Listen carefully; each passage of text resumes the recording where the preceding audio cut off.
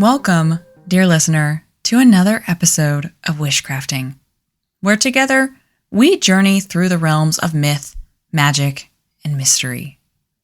Tonight, we're crossing the veil into the Greek underworld, but this time we are not lingering at the banks of the river Styx, the most infamous of Hades' waterways.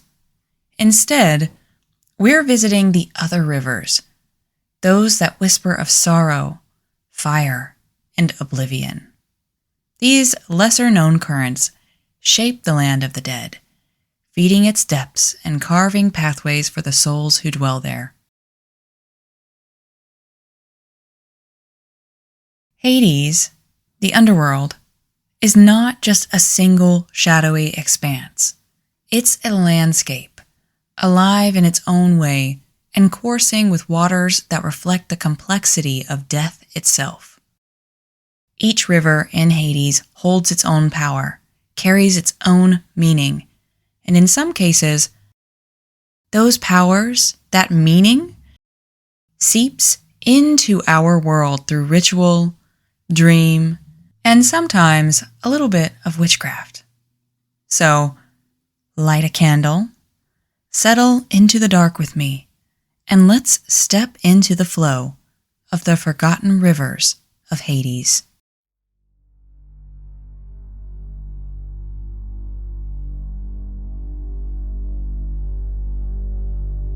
Most of the time, when we think about the Greek underworld, people picture the river Styx, and of course they do.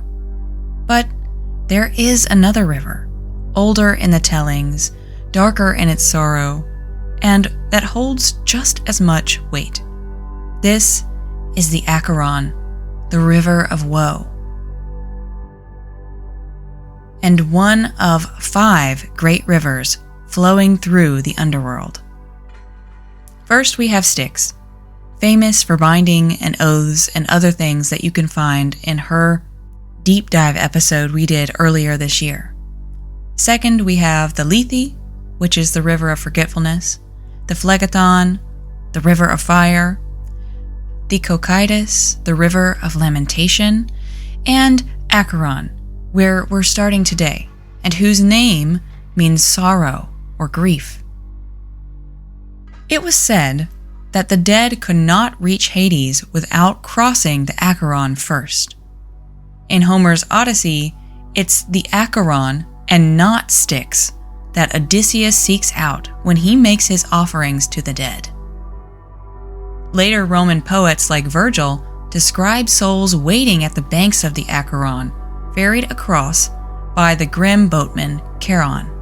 And centuries later, Dante, in his Inferno, imagines the Acheron as the very border of Hades itself, where the damned await their crossing. The Acheron has always been a river of transition, a boundary, a passage, a liminal water that the dead must travel. Some philosophers like Plato even described it as a river of purification, that its waters washed away sins, allowing souls to move onward, freed of whatever bound them in life. Unlike the river Styx, which binds, or Lethe, which makes one forget, the Acheron is grief itself. The acknowledgement of sorrow and the losses we incur when we gamble with the game of life, and the necessity of passing through it to continue the journey forward. Interestingly, Acheron is not a myth. There is a real river in Epirus, Greece that bears the same name. It's a river with dark waters that cuts through a misty gorge that echoes with bird calls and has banks shrouded in shadow. The ancients looked at this river and just knew it was an entrance to Hades. And near the mouth of the river, they built a temple unlike any other. This temple was called the Necromantion, or the Temple of the Dead, and it was no simple shrine. It was a place where the living could visit and call upon the dead. Pilgrims traveled great distances to reach it, carrying offerings of honey, barley, and animals to sacrifice. Pilgrimages began with purification before even reaching the temple. Certain bathing habits, fasting practices, and abstinence were practiced to prepare themselves for the liminal crossing they would experience when they went to the temple. Then, after they got there, under the guidance of the priests or priestesses, they were led into the temple, where inside, the necromantion was built like a labyrinth.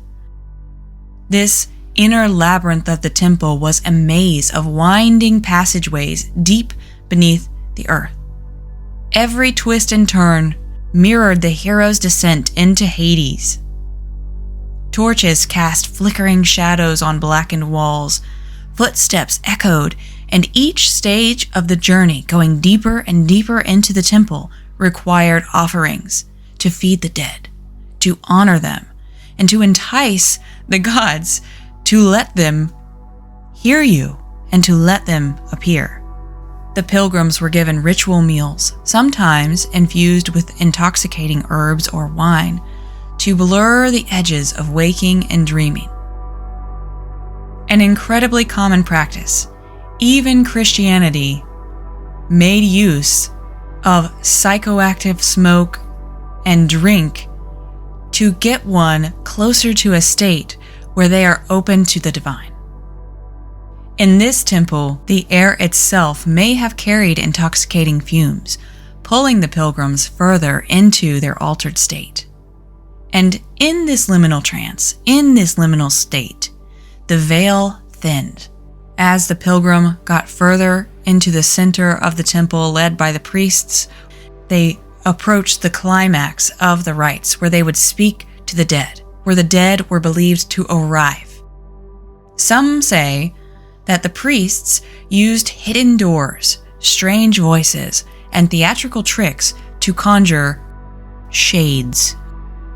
Others believe that the experience was more profound, and that the grief, the fasting, the disorientation, and the ritual combined created a true encounter with the dead. Pilgrims claimed to see and hear their departed loved ones, receiving messages of guidance, forgiveness, or farewell. Kings and generals came to seek omens of war. Families came to speak with their ancestors. All came to step into that sorrowful current and to cross for one moment into the other side, to step into Hades. In this way, the Acheron was more than myth. Its waters were the boundary between the living and the dead, the very threshold of necromancy. To pour offerings into the river was to give directly to the underworld. To descend through the necromantion was to reenact the hero's katabasis, the descent into Hades, and not for story, but for solace. The Acheron is woe, yes, but it's also a passage. Because to grieve is to cross a river, to step into waters that you cannot control, and to trust that on the other side, something waits. The Greeks gave that truth a river, a ferryman, and a temple. And to this day, if you stand on the banks of the Acheron in Epirus, Greece, listening to the dark water rushing past, you can almost hear it, the lamentation of the dead, and the eternal promise that grief is a passage and not an ending. In a magical practice, the Acheron is associated with transition and release, with shadow work, grief rituals, and spirit communication. For those of us seeking closure, a symbolic offering of silver at a crossroads or riverbank can aid in moving forward. As the river of woe, the Acheron and its energy helps us to process sorrow. offering a way to acknowledge and let go. Some traditions, aka mine, believe that water collected from certain liminal places, like a fog-drenched lake or a deep well, carries the whispers of Acheron. Alternatively, you can work a path, which is take a trance journey or a guided meditation, to visit Acheron, much like we did with Styx. Or you could find a photo that gives Acheron vibes to you and use it in a way that you're working with it to charge, summon, or otherwise connect with the chthonic river. All of us go through grief in our life, whether it's grief for a dearly departed loved one or the grief of simply changing. We all experience grief, and we can all work with the Acheron and its waters that carry so much, whether it be woe, sorrow, grief, release, or the lessons that we find in the depths of those places. It carries so much. And that is why I wanted to start with Acheron. Working with Acheron reminds us that it's okay to not be okay, that it's all right to face those things that make you uncomfortable, and to find ways to accommodate and support yourself along that journey, and to step into that flow intentionally so that we can find ourselves once we release to it. But, dear listener, we have quite a few more rivers to visit today on our trip down to Hades, so I think we'll leave that one there for now. If Acheron is the river of sorrow and woe, then Cocytus is its darker sibling, the river of lamentation. Its very name, Cocytus, means wailing or lamenting, and the ancients imagined this river as a stream echoing with the endless cries of the dead. In Homer's Odyssey, Cocytus is one of the rivers that flows into the Acheron. When Odysseus performs his necromantic rites, it is at the meeting place of these waters that the shades rise up to speak to him. The idea of Cocytus as a feeder stream makes sense. Grief upon grief pouring into the greater rivers of sorrow. All of the wailing cries of the dead, and in my own personal gnosis, probably those that are lamenting their loss, flowing into the greater river of woe, grief, and sorrow makes total sense to me. Later poets, like Virgil, placed Cocytus deeper into the underworld, its shores lined with those who had known violent deaths. Its waters were said to be black and slow or sluggish, winding endlessly through Hades.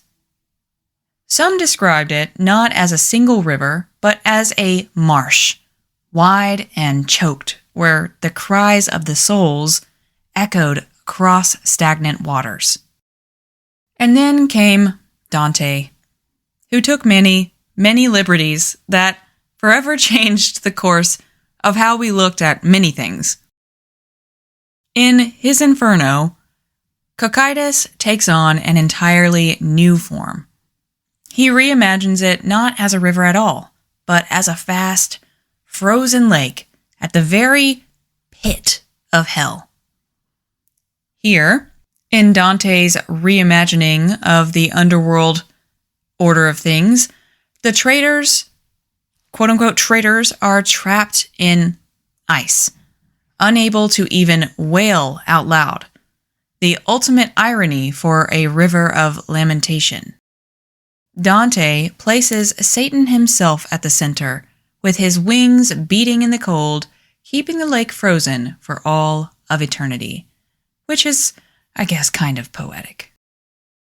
However, these paint pretty different pictures.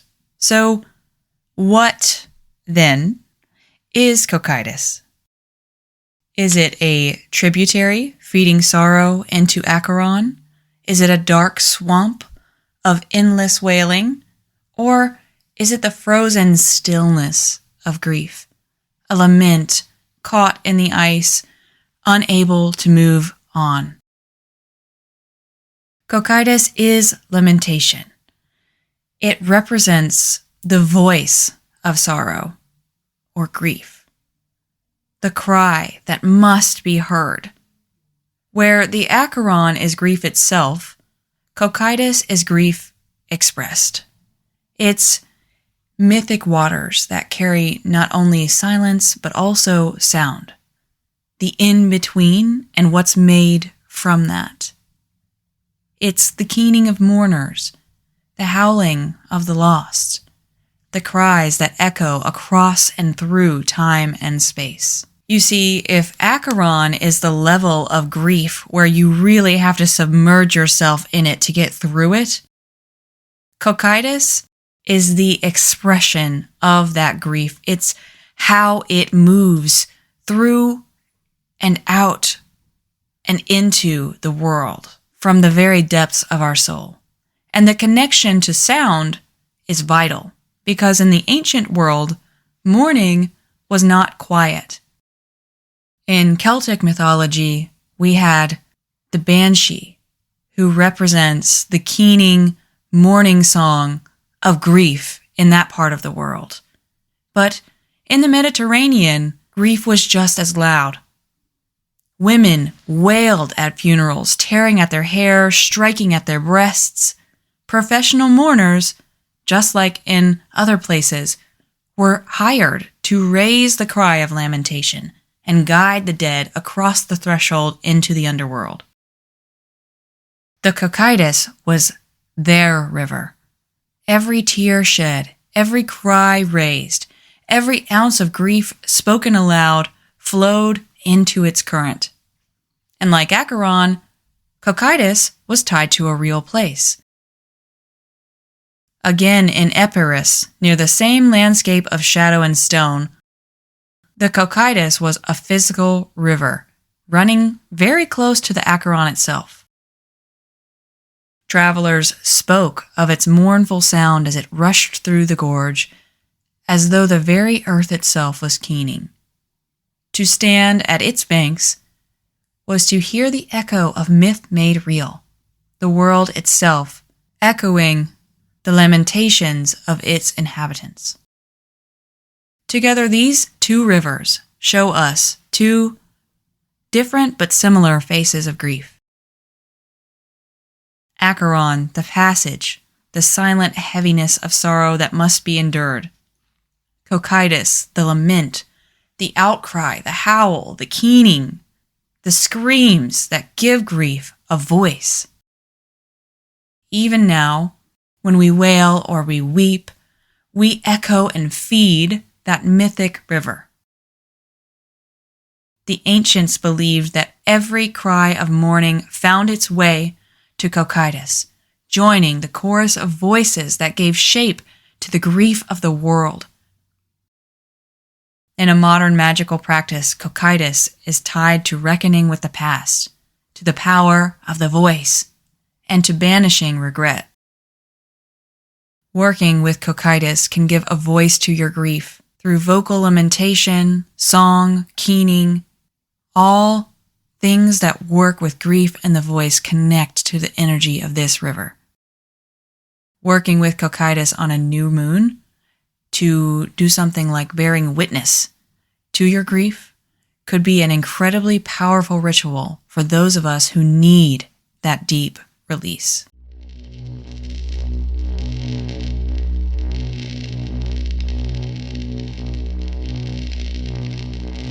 Next, my dear listener, we come to Phlegethon, one of my personal favorites, maybe because I'm an Aries, but Phlegethon is the river of fire.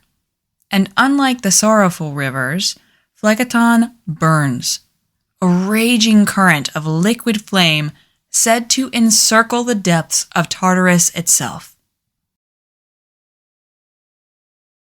This river is punishment incarnate, searing through the underworld and reminding all who encounter it of the destruction that comes with unchecked chaos. Some myths say that Phlegethon feeds the eternal torment of the damned, yet others claim that it has the power to heal, much like the alchemical process of purification through fire. The Orphic mysteries suggest that Phlegethon's flames are not just about punishment, but transformation, burning away the unnecessary and leaving only what is true.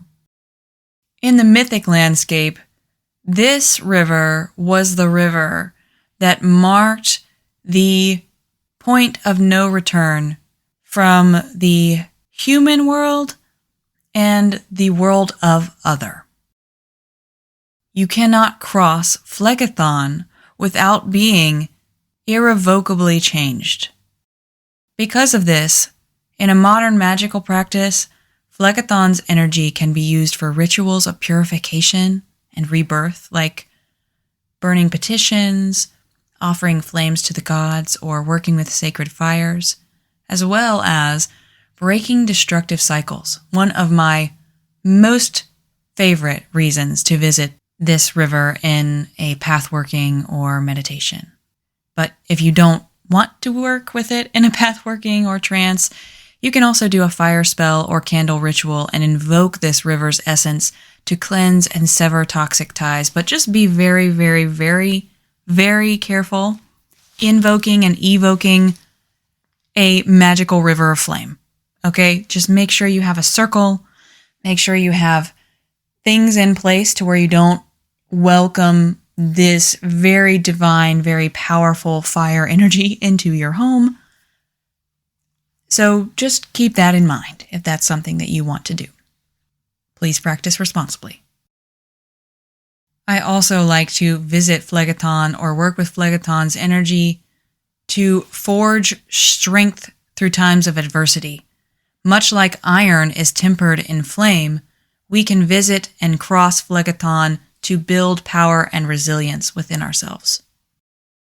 And in my own personal practice, and the final way that I work with Phlegethon and visit Phlegethon is by working with alchemical fire, alchemical flame, which is a spiritual flame that, to just sum it up very quickly, I will go on trance journeys to Phlegethon and work with and learn from the river to attune myself to different colored flames or different kinds of alchemical flames that I can then conjure in regular time in everyday life once I have learned enough and I have established a practice with it to do things like heal, burn away, move energy, to clear energy, and things of that nature for myself and for others.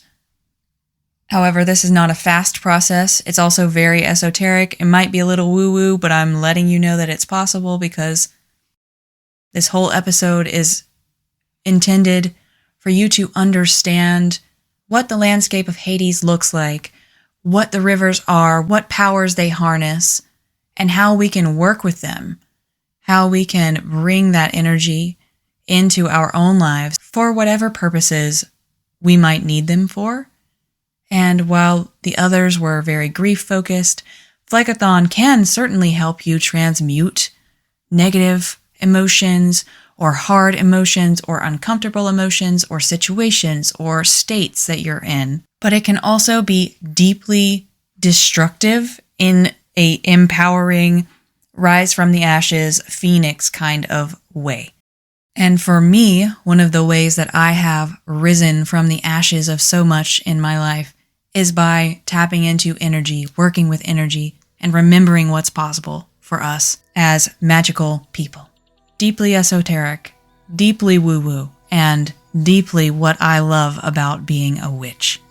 So, that being said, before the fires of Phlegethon consume me even further, let's travel to the last river we're visiting today, which is Lethe, the river of forgetfulness. Here, souls drink deeply and forget their former lives, losing all memory before reincarnation. This river is woven with the concept of oblivion, both as a curse and as a mercy. Some thought that its waters were a relief from sorrow, while other initiates of mystery cults believed that they could drink from another river, Mnemosyne, instead to retain wisdom in the next life. But we'll get to Mnemosyne later.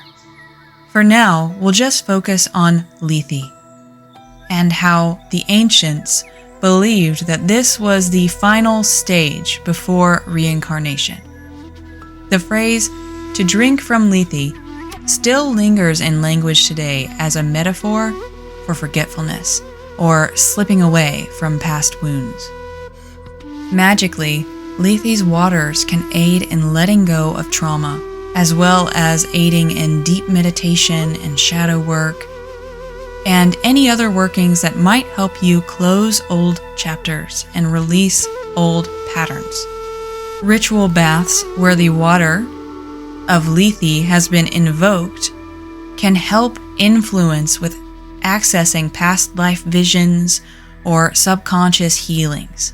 For example, invoking the waters of Lethe into a bath and submerging yourself could be a symbolic act of release. You can add more ritual elements into it to deepen the experience.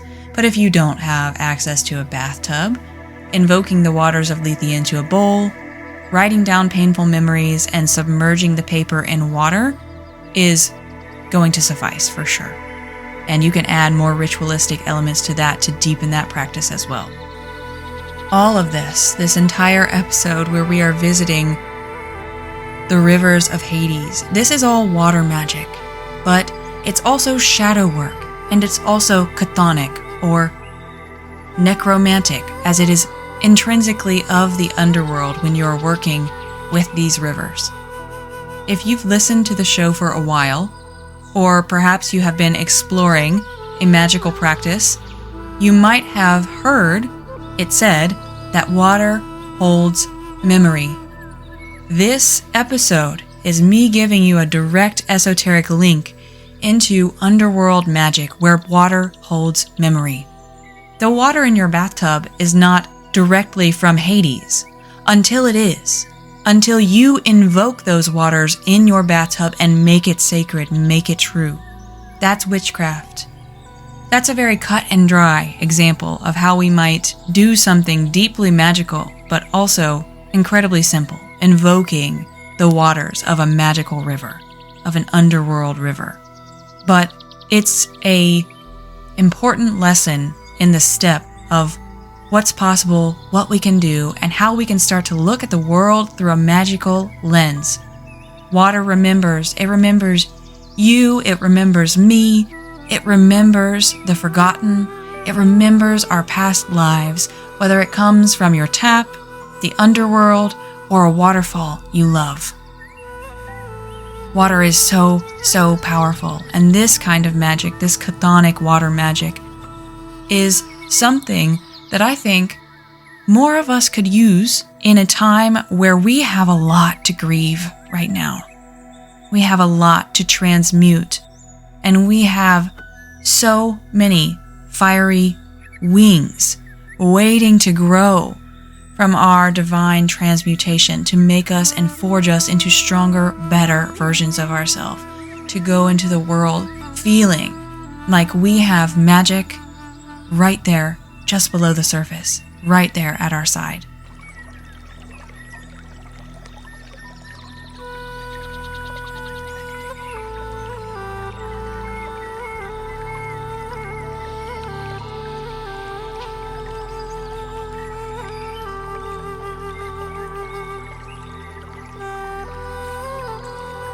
However you work with the rivers, or not at all, the rivers of Hades are reflections of our own cycles of loss, transformation, and rebirth.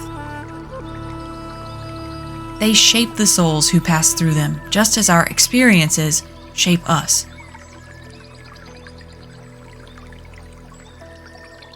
So, next time you stand on the edge of a still lake at dusk, or hear the rush of a river carving its way through stone, think of these waters, not just as legends, but as echoes of something deeper, something that flows through every single one of us. Until next time, my dear listener, my name is Wishamaya. Don't forget to keep your roots deep and your dreams wild.